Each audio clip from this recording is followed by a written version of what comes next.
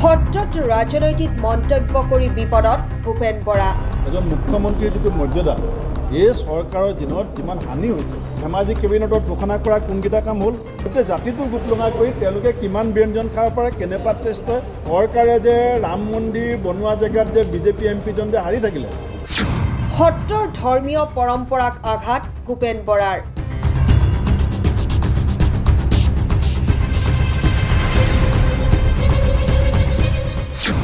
ৰাজনীতি কৰাৰ নজিৰ নাই সত্ৰ চৌহদত।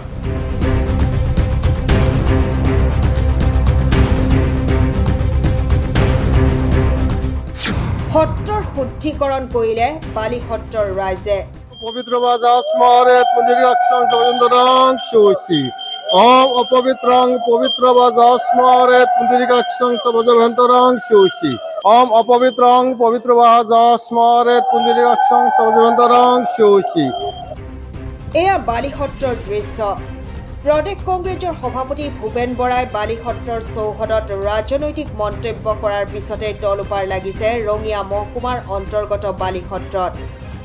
সত্ৰৰ চৌহদত এইদৰে ভূপেন বৰাই সংবাদমেল পাতি ৰাজনৈতিক মন্তব্য কৰিছিল। তাৰ পিছতে সত্ৰত আৰম্ভ কৰিবলগীয়া হ'ল শুদ্ধিকৰণ। এইদৰে নবদ্যৰেৰে চলিল সত্ৰত শুদ্ধিকৰণ কৰিছে মহাপ্ৰভু বংশী গোপালৰ।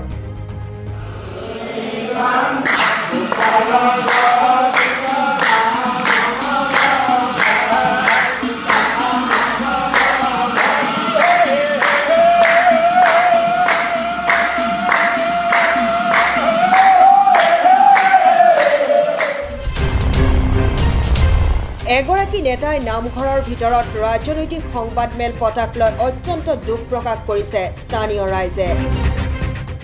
এইখন সত্ৰ 500 বছৰীয়া সত্ৰ গুৰুজনাৰ দৃষ্টিয়ে আছিল। ইয়াত গীতা মধ্যাগৱতৰ চৰ্চা হওক, নৱবৈষ্ণৱ ধৰ্মৰ প্ৰচাৰ কৰা হওক, তেওঁৰ বৃদ্ধি কৰা হওক, গুৰুজনৰ আদৰ্শ আৰু মাৰ্গদৰ্শনে এই সত্ৰ প্ৰতিষ্ঠিত হৈ আহিছে বা সত্ৰ চলি আহিছে। আৰু এই ধৰণৰ গীতা ভাগৱত গীতা সদায় ইয়াত চলি থাকে।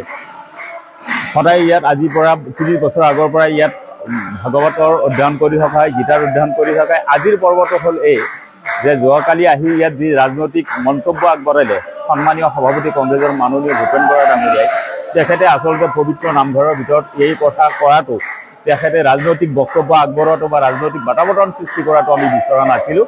আৰু এই কথাটো কেতিয়াও গ্ৰহণযোগ্য নহয়, আমি নিবিচাৰোঁ। আমি আশা ৰাখিম ভৱিষ্যত দিনত আটাইসকল ব্যক্তি ইয়াত আহক, কোনো ৰাজনৈতিক দল, কোনো ধৰ্মৰ কথা ইয়াত নাহে। গুৰুজনাৰ যিহেতু দৃষ্টিত সেই কথা নাছিলে, তেখেতসকলে আহক, আহি মাত্ৰ সত্ৰখনক শ্ৰদ্ধা কৰক, সত্ৰখনক সন্মান কৰক, তেওঁলোকৰ মনোকামনাৰ পুনৰূপে প্ৰাৰ্থনা কৰক। কিন্তু সত্ৰত যাতে এই পবিত্ৰ নামঘৰৰ ভিতৰত অন্তত কোনো ধৰণৰ ৰাজনৈতিক মন্তব্য নকৰে, তাৰ বাবে আমি আহ্বান জনালোঁ। ঐতিহাসিক 500 বছৰীয়া সত্ৰত যোৱাকালি ভাৰতীয় জাতীয় কংগ্ৰেছ দলৰ সন্মানীয় সভাপতি ভূপেন বৰা ডাঙৰীয়াই নামঘৰ প্ৰাংগণত থাকি যি ৰাজনৈতিক সংবাদমেল সম্বোধন কৰিছে, এই সংবাদমেলে আমাৰ বালিসত্ৰবাসী ৰাইজক, বিশেষকৈ সত্ৰবাসী ৰাইজৰ আত্মাক আঘাত সানিছে আৰু পৰম্পৰাক আঘাত সানিছে।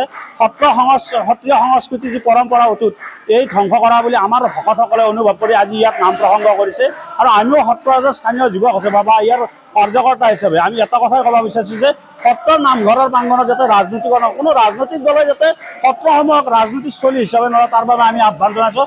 আৰু যিহেতু ভূপেন বৰা ডাঙৰীয়া এগৰাকী ধাৰ্মিক কথা কোৱা আমি দেখিছোঁ প্ৰায়, গতিকে তেখেতে এনেকুৱা ঠাইত এনেকুৱা মন্তব্য কৰাটো অত্যন্ত গৰিহণাৰ যোগ্য। গতিকে তেখেতকো আমি আহ্বান জনাইছোঁ যে সত্ৰসমূহত গৈ কেৱল ধৰ্মৰ কথা কওক, আধ্যাত্মিকতাৰ কথা কওক, ধৰ্মৰ লগত বিলীন হৈ আপোনালোকে ৰাজনীতি কৰক। সত্ৰৰ বাহিৰত আপোনালোকে ৰাজনীতি কৰক, তাত আমাৰ ক'বলগীয়া নাই। কিন্তু সত্ৰৰ ভিতৰত থকা যাতে ৰাজনীতি কৰে, নামঘৰত যাতে ৰাজনীতি কৰে, তাৰ বাবে আজিৰ এই অনুষ্ঠানটোৰ জৰিয়তে আমি যিসকল ভকতে ইয়াত অনুষ্ঠান কৰিছে, তেখেতৰ এই অনুষ্ঠানত অংশগ্ৰহণ কৰি এই কথাটো আমি ক'ব বিচাৰিছোঁ।